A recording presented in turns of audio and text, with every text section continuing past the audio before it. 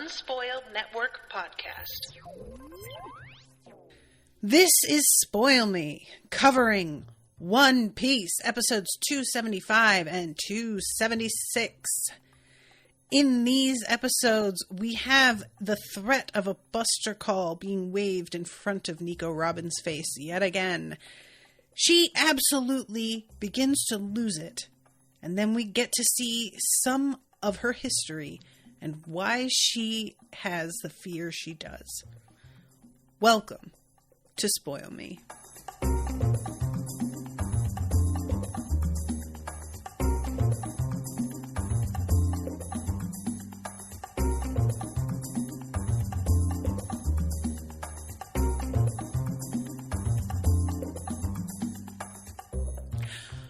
Welcome to the show, everyone. I am Natasha. Thank you very much to the One Piece crew for commissioning this episode. Thank you guys so much. How are you all? Thank you for being here. I'm sorry I'm late. My computer hates me. But it's okay, computer, because I'm going to keep loving you until you submit. I'm going to love you so hard, you bastard. So, y'all, this was a really interesting... I am extremely curious for the next episode, seeing more of Nico's... I'm assuming that there's going to be another episode of history. There may be more than one more.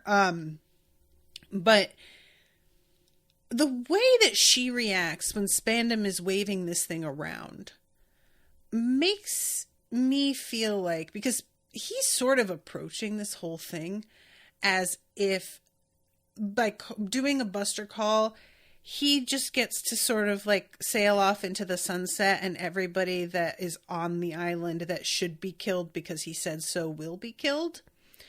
And there's something about the way that she reacts when she says, if she says something like, if that's what you think, then you have no idea what you're talking about. And this has my interest piqued. It sounds to me like he has the power to call one, but wasn't fully informed on what it actually means, like what the protocol is or what could happen. I don't know if it's what she means when she says, then you don't know what you're talking about, is simply that you're not thinking through the full implications of the effect on human life, because she does say something like that as well later. But there's like an additional feeling here of like, you really don't get the like full depth of what you are about to do, the breadth of the consequences. And I'm really like very, very curious about that, because I thought I sort of knew what we were dealing with here, and it was already quite bad enough, but there's a suggestion now that like there's more to it. So very, very, very curious. I also want to ask where the name Buster Call came from. If this is like something, you know, that there's an interview with Oda where he gives a reason for this, because it's a weird name. And from what I see in the subtitles, it looks like it's translated the same way in the sub.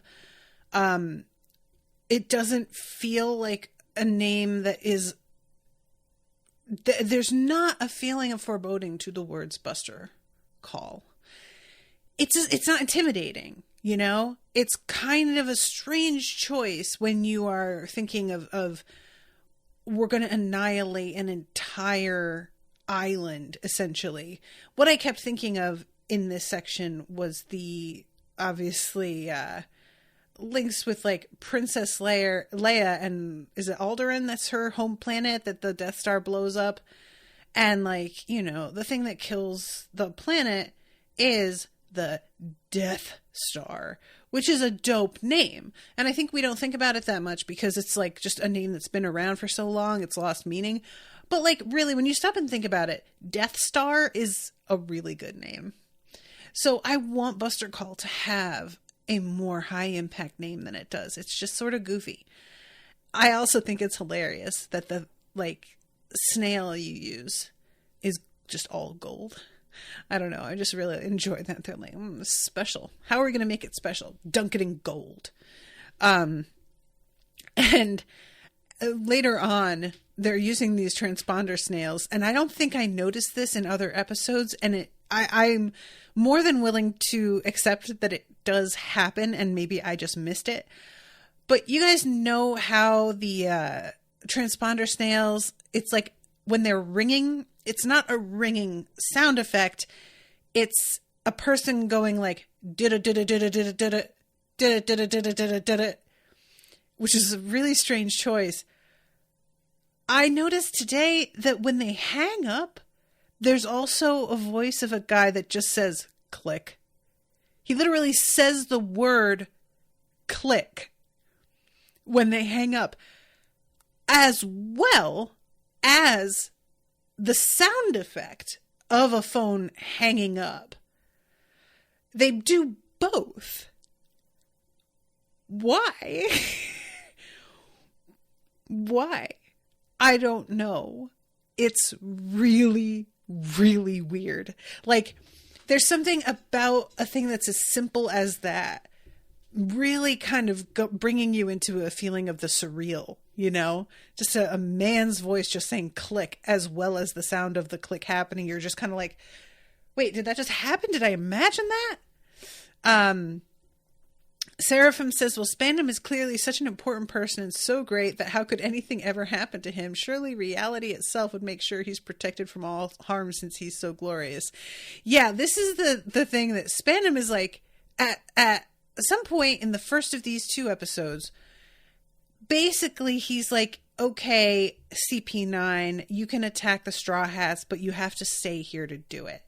And what he is thinking to himself is that if I let them run off, who knows what's going to happen to me, because basically he can't protect himself.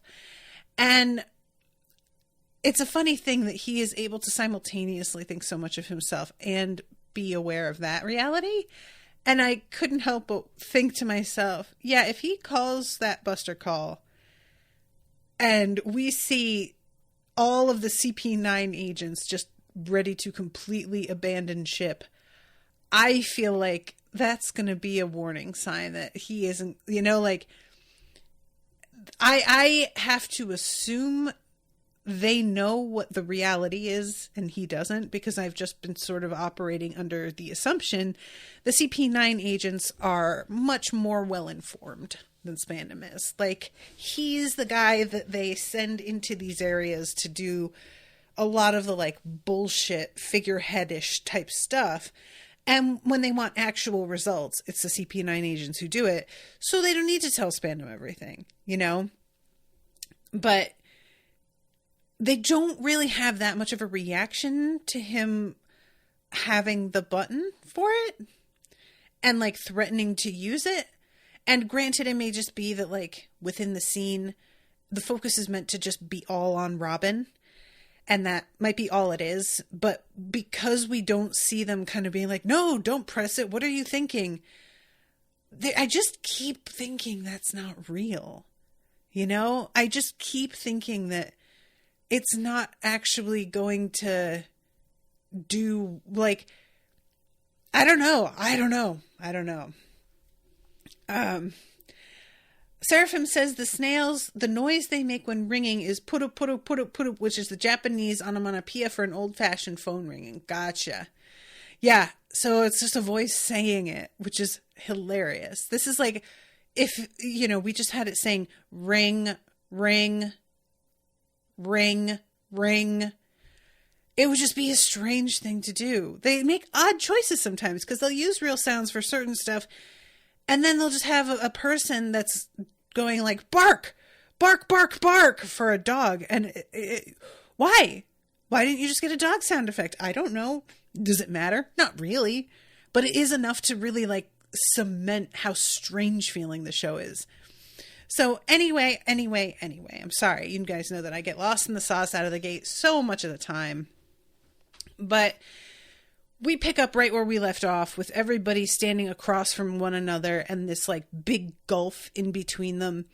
It's kind of funny because, like, we have seen our friends, they, at least the ones that have the most strength of, you know, in terms of fighting, the distance between these spots is less than what we have seen Luffy cover just completely like, there's never been a tool needed.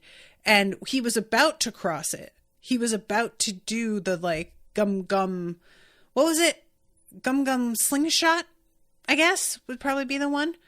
But the rest of them, he can't carry everybody. So they're having to wait until the rest of the Frankie pirates are able to get this, like, drawbridge thing lowered. And we don't actually check in with those guys these 2 episodes at all, I don't think. So this is when Spandam is starting to be like, well, if I just let them do what they want, who'll protect me if something happens? And he gives the order and is like, you guys can take them down if you want, but you have to stay here to do it. And he keeps, like, posturing. It's really funny. He's like, do you really think you're going to be able to beat CP9? And he seems to really believe that there is no way, even though he just saw Bluno get taken down. They went through all of his soldiers. There was casualties of the thousands from these, like, 8 people. And he is really out here just being like, I can't believe you idiots ever suspected that you could, like, come out on top here. Sir, they're standing in front of you. They shouldn't even have made it here. You are, and like I said, it's not like, it doesn't feel as if he is bluffing. It feels like he is genuinely still not really worried. And this is when he says to Robin in front of everybody, maybe I'll do the same thing that happened to Ohara. And we get Chopper realizing, like, wait, what does that mean? And starting to put it together what Robin went through. And Robin is talking to Spandam, and she says she starts begging him. She literally says, don't do it, I beg you. And as much as I understand that she's going to say whatever needs saying and to hell with her pride here, all I could think was, girl, never tell a man like this, I beg you. That's the exact opposite of how you want to handle this dude. It's like, you're just feeding right into exactly what he enjoys about holding this over your head, you know?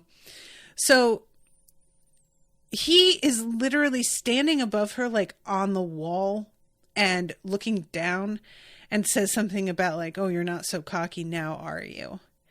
And we get a bit of a flashback of the moment where all of the ships started to fire on her island.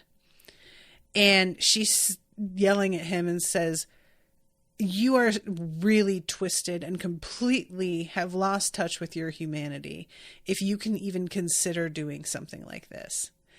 And I was surprised that it seemed like that hit a little bit. Like, he seemed taken aback at the fact that she was appealing to his general sense of, like, compassion.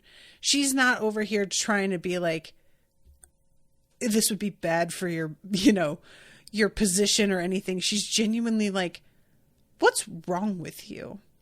And that surprises me, because I would think that, considering what this guy is like, a lot of people in his life would have asked him before now, what the hell is wrong with him? But either way, it really did seem to take him off guard. So then we go to 20 years ago, Ohara.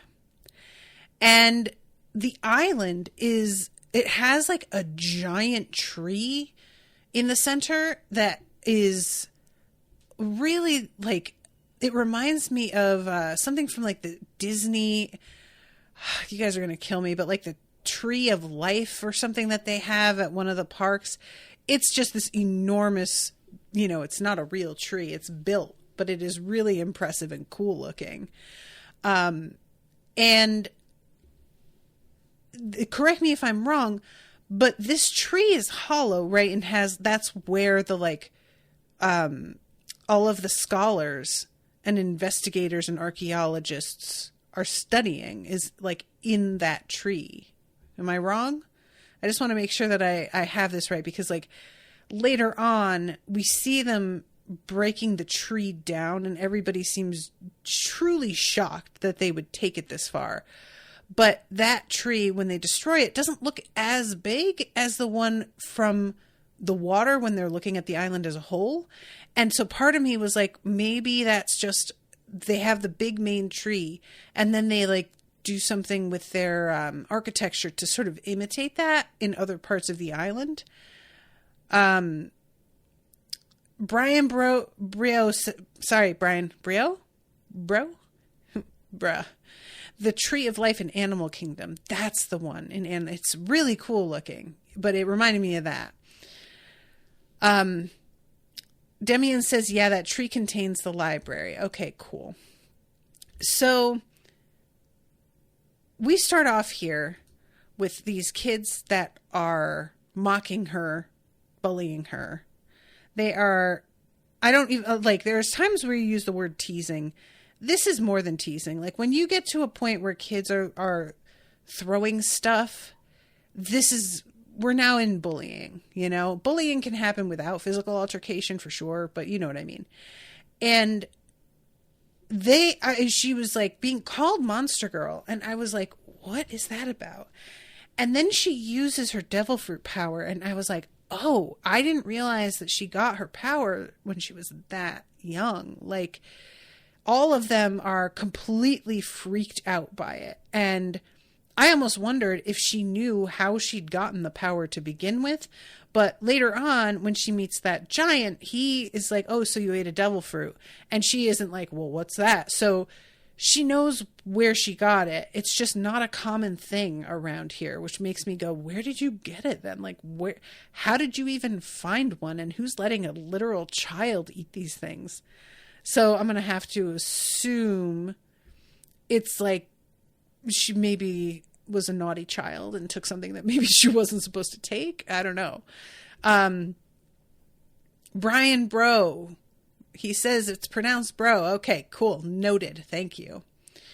Seraphim says Twilight Sparkle would approve. I do not know who that is, but I trust you. So these kids are yelling at her about how creepy she is, that she's a monster, and she uses her power and just decides that she is going to bonk them all on the head, which is the right move, honestly. They go and tattle, because that's what assholes like this do.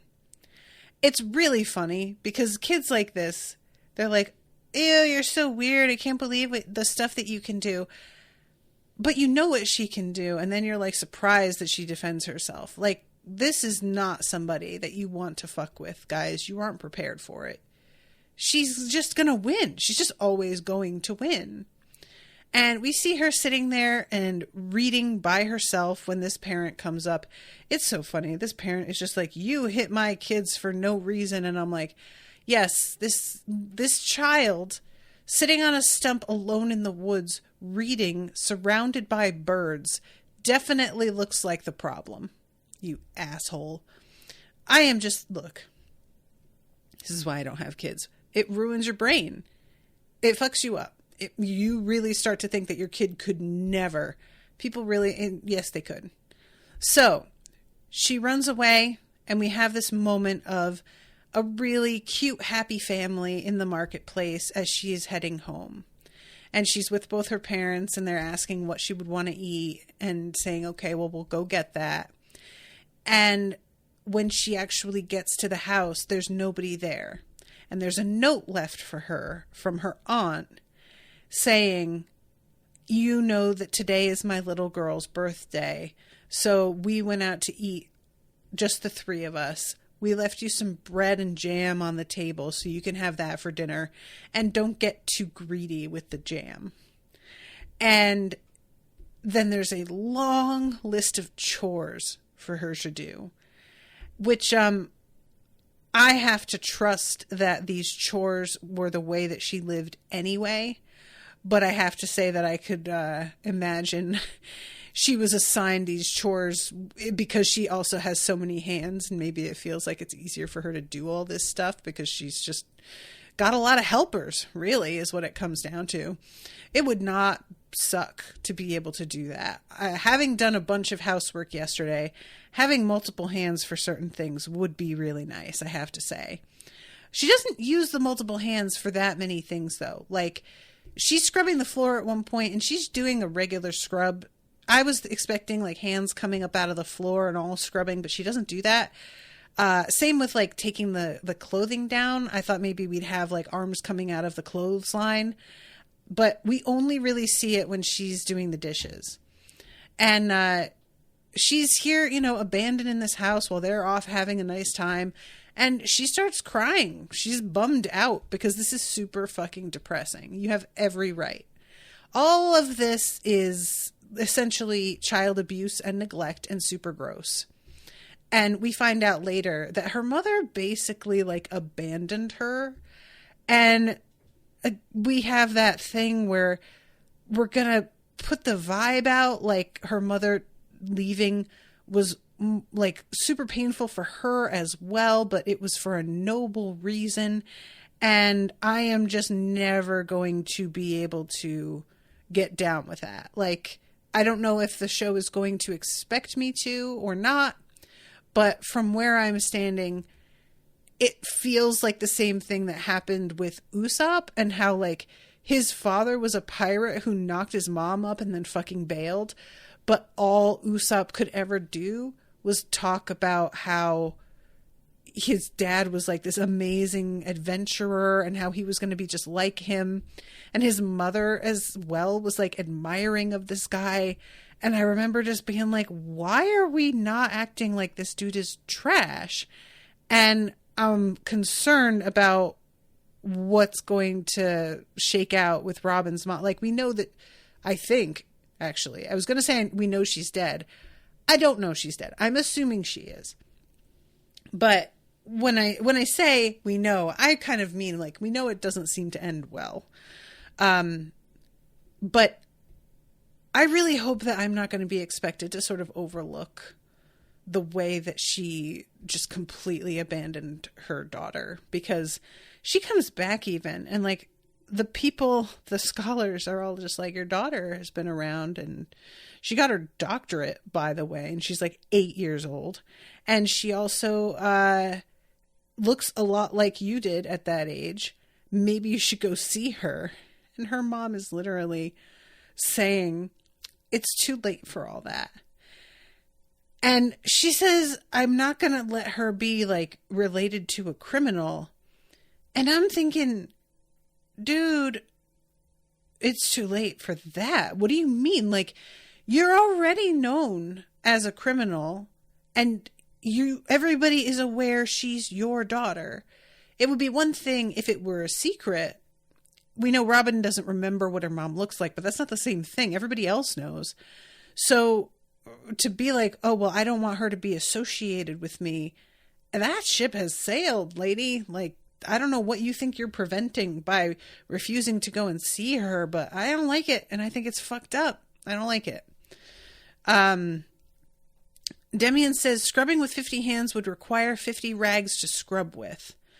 I guess. Yeah. I suppose maybe they don't have that many, I guess. All right. You make a solid point. Seraphim says her mom at least left her with family. Not sure if she knew what shitbags said family was.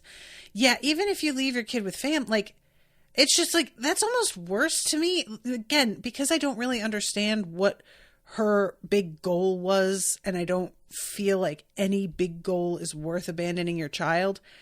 Saddling your family with raising your kid while you just fucking literally sail into the sunset, it's just always going to not hit right with me.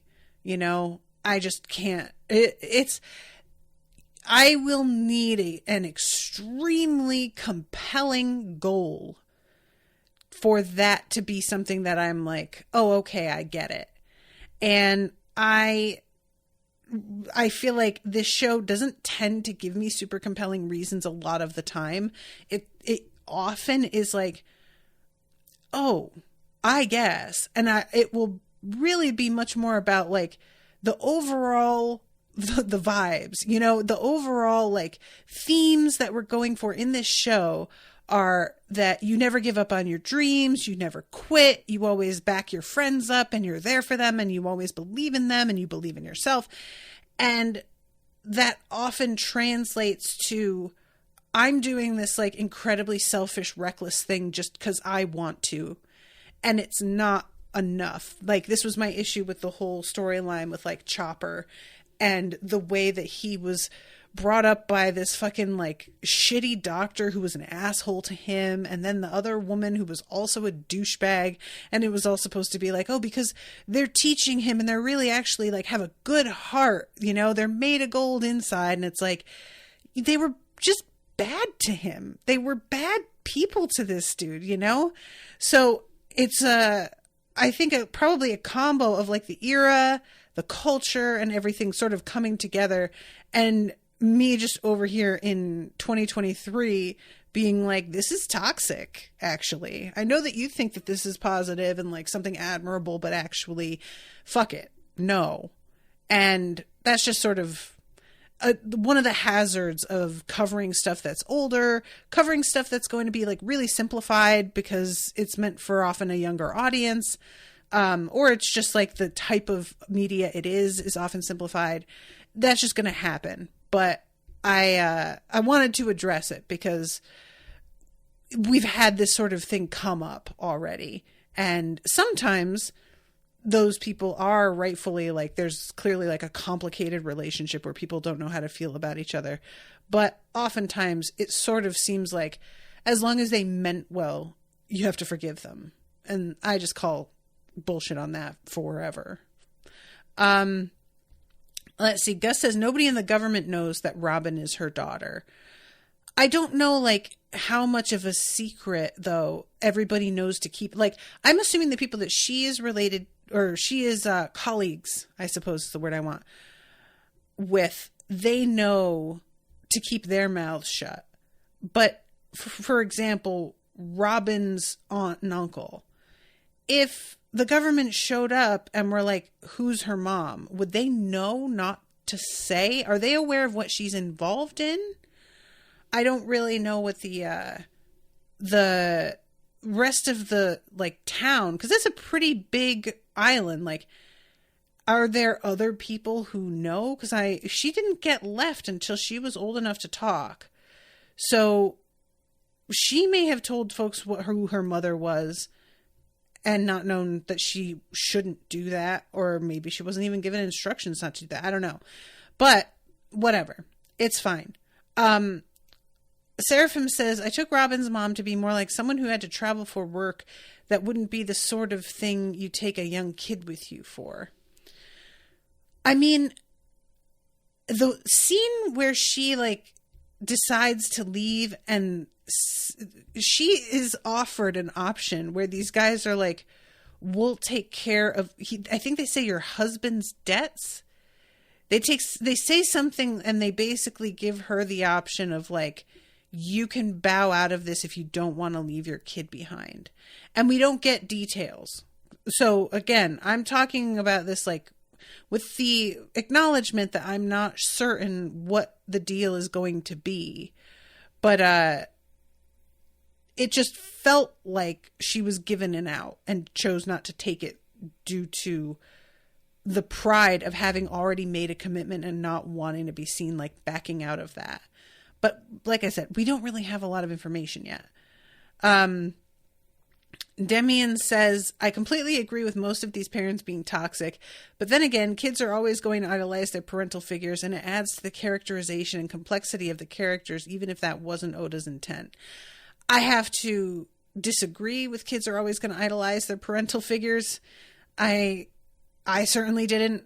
I know a lot of kids who didn't, and I'm not even talking about now as adults looking back. I mean, like, kids are smart, and a lot of kids don't. They know their parents have their problems and they are aware, you know?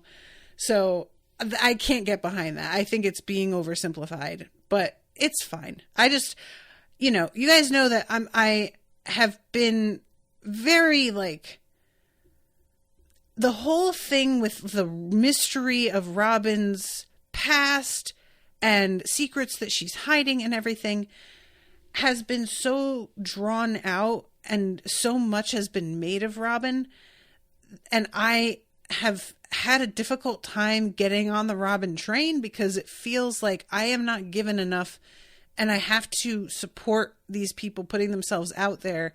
For somebody who has repeatedly made it clear she doesn't want them to, that she's not going to be honest with them. And so I think I'm just sort of like being unreasonable to a point and starting to dig my heels in because I'm just frustrated and want the fucking story already. Like, we have gone quite a long ways with this at this point, and we're starting to get it. So I'm trying to be just honest with my feelings about it overall. But the day ends basically here with Robin going to that tree, and it turns out that she passed the test with a perfect score. So she has her doctorate, as we find out later. She's basically a tiny little, like, what do you call it? Oh my God, you guys, this is how not a thing I am, because I can't think of the word that she is. But, you know, a young kid who's very good at a thing. And she's surrounded by like old heads. We have Professor Clover, whose hair is unsurprisingly shaped like a clover. Honestly, the name Clover is great. I love this name, Professor Clover, and his weird hair. I enjoy it too as part of the sort of like naturalist theme they've got going on with this tree and everything. Like, all of the books in here, almost all of them have like green backs to them and everything. So there's a real sort of energy of like a foresty library, and I'm very into this. Prodigy. Thank you, guys. See, this is what I'm saying. You can tell I'm not a prodigy because I can't think of the word prodigy. Gus says, from what I gathered from her leaving scene, her mission was too important for her to stop, even if she had to leave her daughter. Not saying that's right or wrong, just that's kind of what I mean. And so what I'm saying, whatever that mission is, it better be good, because it's going to take quite a lot for me to feel like that was remotely the choice you should make. But yeah, so this whole theme too, like the tree and the library and everything, you guys, in the Discord, there's a section for writing, and we've been doing the UncoWriMo, Unspoiled Community Writing Month. And I have been wanting to write a cozy murder mystery with a witch as my central character, and she runs a tea shop.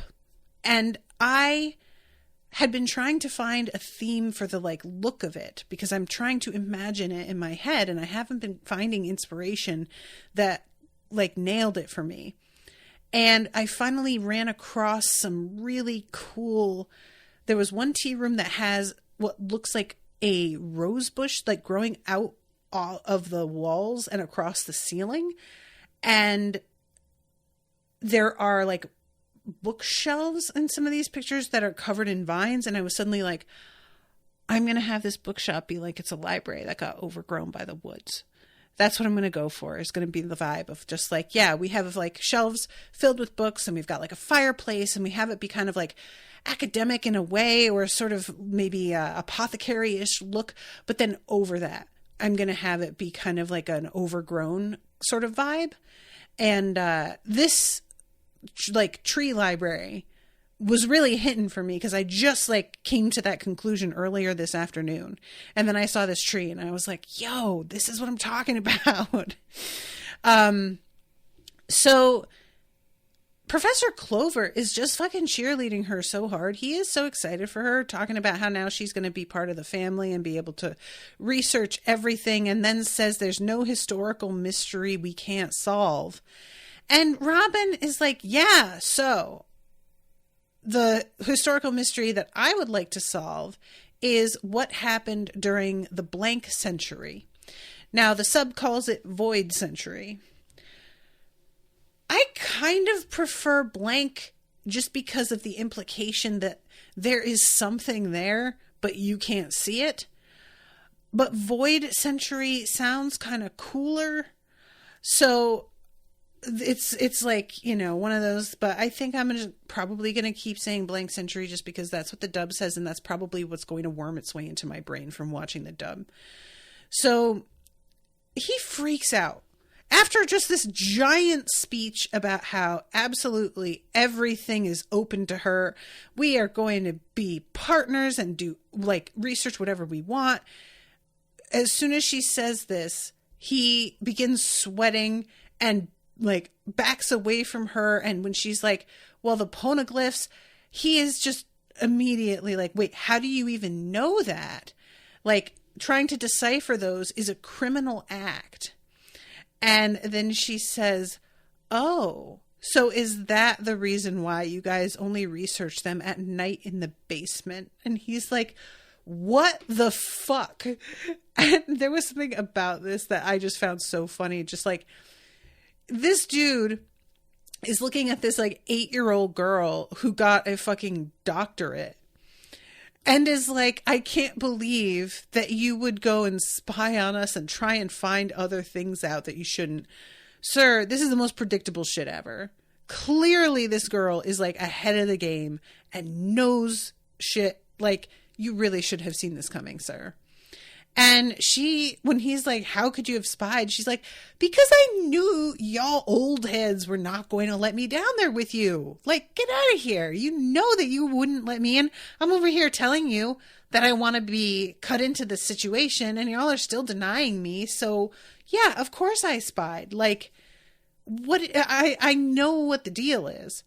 And, he basically tells her, it's way too dangerous. If they find out what we're doing, we will be executed for it. And you are literally a little kid. We can't let you take that kind of risk. We know what we're risking, but you aren't really old enough to grasp the gravity of this situation. And he says, I do want you to know that those of us who live here are the only ones who have actually managed to translate any of this. And, you know, basically we're outlaws. And if you try and interfere with this, I will forbid you from coming back to the library at all. And she gets very upset, rightfully so, and bails. And somebody says she's following in her mother's footsteps in every way. We find out that her mother's name is Olvia, and Olvia has been captured, and he says she hasn't even heard about that incident from the other day. We see her on a wanted poster. She looks exactly like Robin, except her hair is like a very pale blonde. It's almost white. So Robin has run off to the beach, and she comes across this giant face down in the sand. And this dude has a very, like, way too small for his head cowboy hat on.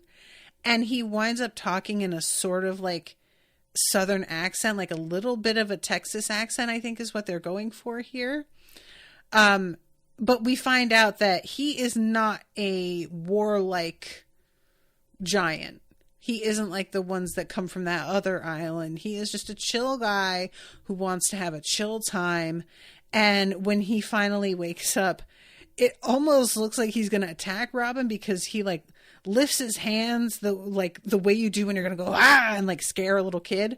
But then he just collapses and is like, do you have any water? So she leads him over to a river and he drinks a bunch of the water and then just collapses backward onto a bunch of trees and just knocks all of the trees down. He never winds up asking where he is, because if he did, he would have known earlier what the situation was. But he is just relieved to have washed up on an island and trusts in the providence of the gods, which is always a mistake, that he didn't come to like the one island where his life is going to be in danger.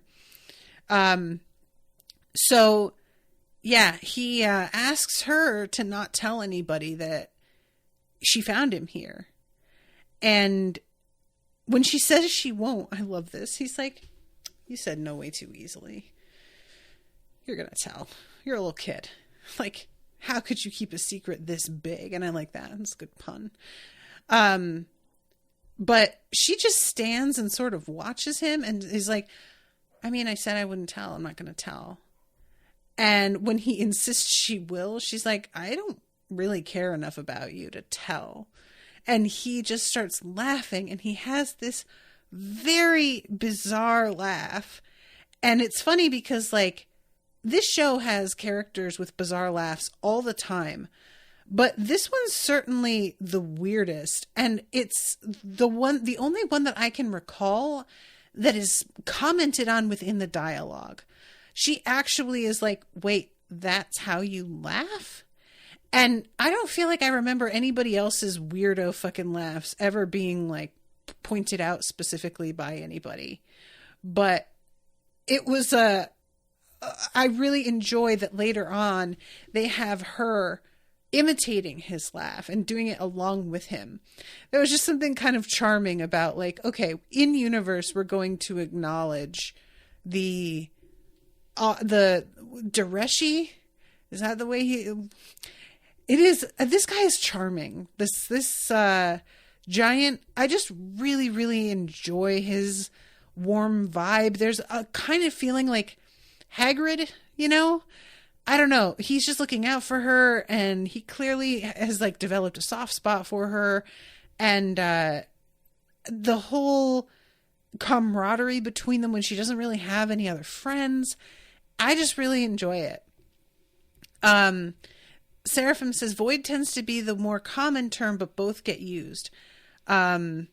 I do appreciate Clover doing this purely to try and protect her and being honest about it and why. Yeah, agree. Like, I totally understand him being like, we're risking our lives and we definitely can't just let you do that at 8 years old. Like, it's one thing to give her a doctorate because she passed all the tests. You can pass tests all day. That doesn't mean that you have like the common sense and experience in life needed to get you through situations. I don't think he's wrong at all. But it's very funny how caught off guard he is at the fact that she like was looking into this stuff on her own. Like, dude, of course she is. Of course she is. And threatening her with like, I'm going to ban you from the one place that you feel like you can go and be safe. I know why he uses that, but it's just like it's such a harsh punishment. I can understand her freaking out. So yeah, this, there's a few moments where it's like him talking to her about the fact that if you're ever feeling low, you just have to laugh and it will instantly make you feel better. And she's like, it seems like weird advice to try and laugh when you're upset. And he's just basically like, that's just the way to get through it. And I have always been told that I have a really strange laugh. But you know what? This is what I do. And it's how I manage to get through things. And it's worked for me so far. So, and he says his name is Jaguar D. What is it? Is it Jaguar D. Saul? Like, because we have this D that pops up in the middle of these names. Monkey D. Luffy. I can't remember what Luffy's brother's name is. Goldie Roger. And it's weird because, like, Goldie Roger, it's just Gold, right? That's the first name. Sort of boring. Monkey D. Luffy, monkey. And then Jaguar here, both animals. His brother's name is Ace, right? So, like, what is does he have the D? Shut up. I heard you guys giggle. I can't remember, like, the structure of his name because I feel like he goes with Ace, but that's not his actual name, is it? Gus says Marshall D. Teach is Blackbeard. Right, okay. Portgas D. Ace is his brother. Portgas? We've got some real gamut here of weird names. Okay. Gold D. Roger, the government changed it to gold on his posters. Oh, so his first name is Gol. Gol. Oh. Okay. I didn't realize that. Weird. So yeah, this middle initial D is like a sort of weird thing. And he says like everybody in my family has that middle name. So I have to assume that he's somehow related to Luffy, but I don't even know how that would be because I don't like to think about the mechanics of giants and regular humans being related to one another. I just don't like that. And yeah, this is when he says that he, like, if anybody finds out he's here, he's going to get in a lot of trouble. So he is just trying to keep a low profile. And she's coming out here and bringing him food. These loaves of bread she's giving him are literally the size of a grain of like rice to him. And he says, I caught some fish and ate them last night. And we looked down and there's the bones from like a sea king. And I was just like, oh, she's trying so hard. But that little tiny loaf of bread, what is that even going to do? He does say it's yummy, you know, he's doing his best. But this is when he's like, do you have friends? Like, why are you out here all by yourself? And then he finds out what island he's landed on. And he's like, God fucking damn it. How did I end up here? And he finds out who Robin's mom is as well. And the like reaction is the kind of reaction that means to me that he has definitely like met her in person and is part of this whole deal somehow. And this is when we see one of the like men who has been sent to deal with the island. He is, I don't remember his name, and forgive me guys, you know how I am with all of the names on this show. There is so much to keep track of, but they are heading towards the island and the townspeople are starting to talk amongst themselves about what could be happening here. And eventually a bunch of the Marines come into town and start telling them, y'all, you better get to this like one spot where we have an evacuation ship or we aren't going to be held for the potential accidents that might happen. At first, everybody is just like, you can't tell us to just leave. And they get pretty threatening and everyone's like, okay. But the people who can't leave are all the ones who are involved in this, like, essentially university that's going on in the Tree of Knowledge. All of those people are going to be, like, questioned and investigated. That's what they say. And you have to prove that you're, like, not one of them before you're going to be allowed to leave. Robin's mother, meanwhile, goes in there and has, like, a conversation with everybody about the danger that's coming up and the fact that she's brought it on them and blames herself.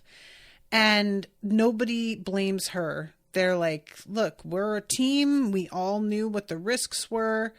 And this is part of what we signed up for. And Professor Clover says something about how they put her through a terrible ordeal. So it feels like whatever it is that she went to investigate was on their behalf somehow. I don't know. But the situation is the one where she like says something about how it's too late for her to like reconnect with her daughter, and says everybody has to get out of Ohara immediately. And Professor Clover is like, look, they are coming here with force this time. We aren't going to be able to just slip past them. They're probably coming to kill us. And if they're coming to kill us, we're going to stay here and do what we do. We don't just run away. You know that. And we know how you are. You wouldn't just run away either. So everybody is trying to sort of like opt for thinking that they aren't in mortal danger, just that the government is going to like be kind of hard on them, but not what winds up happening. That's clearly not on their minds. But yeah, if this is about your husband's unfinished business, and she says, no, I'll come with you. I'm a scholar from Ohara. I can't abandon our predecessor's will. And then we see poor Robin and her being left with her aunt and uncle. Her uncle isn't too bad, but her aunt clearly does not like her, does not want to take care of her, and feels like this is a total burden, and I can't believe that you even agreed to this. It's pretty gross. So I really fell for Robin. This sucks. There's a bookshelf that her mother like moves out of the way, and there's a bunch of guns behind it, and she grabs one and takes off, and none of them even know where she's going. And we have I'm going to go and look at the chat because I'm looking at the actual video now. Spandine is the guy in the suit in charge. Okay. Thank you, Seraphim. So this dude is one of the more ordinary looking, honestly. He's got like a mullet, and he wears his jacket, his like pinstriped coat over his shoulders, but he's got like a regular suit on underneath. He's got a sort of mobster look to him. And there's this moment when he is standing there like giving orders that poor Robin and her mother run right past each other, and they don't recognize one another because she's grown up so much and her mother is focused on like a whole other thing. And Robin has said that she doesn't remember what her mother looks like. And the way that they pass and the show like kind of pauses for a moment and the whole background like whites out. That was rough, you guys. I felt really sad. This was like some Arya trying to get to Kat at the twins kind of shit, you know? So she comes to tell all of the people at the Tree of Knowledge, have you seen my mother? Like, I have some news to tell you, but first, have you seen her? And everybody's like, I mean, no. What? But yeah, she tries to warn them. They are coming after us. There's going to be a whole thing. And then we have some of the Marines coming into the tree and telling everybody to go outside. We're going to search all of you. And I felt so bad. Professor Clover is like, everybody who goes through this place better be careful, because we have like extremely valuable books in here. And this dude is basically like, fuck you and fuck your books. And all of the townsfolk are seeing what's going on and just like, these are like, our scholars are what we're famous for. What are they doing? And this crew just decides that they're going to fucking destroy the whole thing. It's like the Library of Alexandria levels of like loss here, you know, like, can you imagine? Y'all, this is such a bummer. Like, it's just genuinely upsetting. Meanwhile, Robin's mom is out here with her shotgun, a rifle, I guess. And she goes out there and like shoots this mobster who it only gets his shoulder. They wind up like taking her down, but he has a real moment of thinking that he's been shot and like what to tell his wife and sons and stuff. It was pretty funny, actually. And the fact that they've caught her mother and the way that they like just toss her because she's unconscious. I don't think she's dead, but this is obviously meant to be like a we've got you now kind of moment, but I don't really know what her significance is because we don't really know what her like mission was. And the rest of the scholars have a really strong reaction to seeing her here. And it felt like she was sort of their hope in a way. And I am really curious what her role is in that. Fucking Clover keeps on telling Robin that she needs to run. And she just doesn't want to do it. Finally, somebody calls her Robin. And her mother looks up, she's conscious now, and realizes like, oh my God, that's my daughter.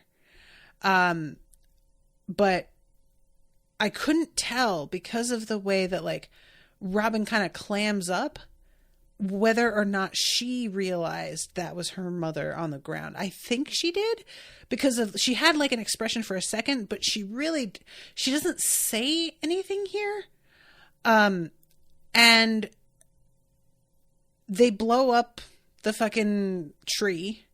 They talk about like the secret room that they found in the basement over the transponder. And they're like, yeah, we caught them. They've been doing the ponoglyph thing that they're not supposed to do. And then this guy is like, all right, well, all of you are going to die because that is the way the law works. I know that y'all are very good at your jobs. It's a regrettable loss, but we've got to do what we've got to do. And he also is just kind of like, I just don't feel like it's fair that I had to come all the way out here to do this. There's a real sense of this being a pain in the ass that he shouldn't have had to deal with, which is kind of giving me Spandam vibes. And this is part of why I'm like, does he also die? Like, there's just, I don't know, there's something. And he's accusing all of the scholars of trying to like find the secrets to destroy the world because the ponoglyphs are part of the plan for this weapon, yada, yada, yada. And Robin is arguing with him about it. And Clover has to step in and be like, girl, don't bother. There is absolutely no point. This man doesn't know what he's talking about. And then Clover says, I have some secrets that I would like to share. So just let me like make one call. And it's a weird way, like, because I would think that this would be something. The scholars at O'Hara have continued our research for a long time. And although the research is not complete, we formed a hypothesis about the void century that I'd like to share. But what he tells Robin, the thing that I am about to say is a crime.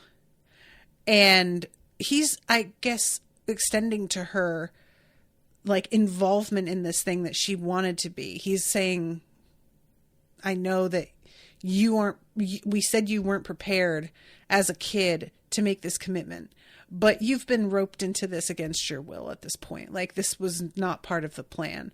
So I guess we're going to have to like acknowledge you're about to get some info we wouldn't have given you otherwise. But we don't find out what that actually is. The episode just cuts off, and I was devastated, you guys. I really, really wanted to watch the next one, but you didn't let me. You didn't. You're really mean. So I just wanted you guys to know that I really felt a way about it, and I am mad and very cranky. So yeah, what can you do? I guess this is my life. I've agreed to it. Oh, right. You guys are reminding me about how the surnames in Japanese are the first. So Portgas is a last name, not a first name. Right. Thank you. I always forget that. All right. I'm going to have to wrap it up, but thank you all for listening, for your patience in me being late. Appreciate you all. And until next time, toodaloo, motherfuckers.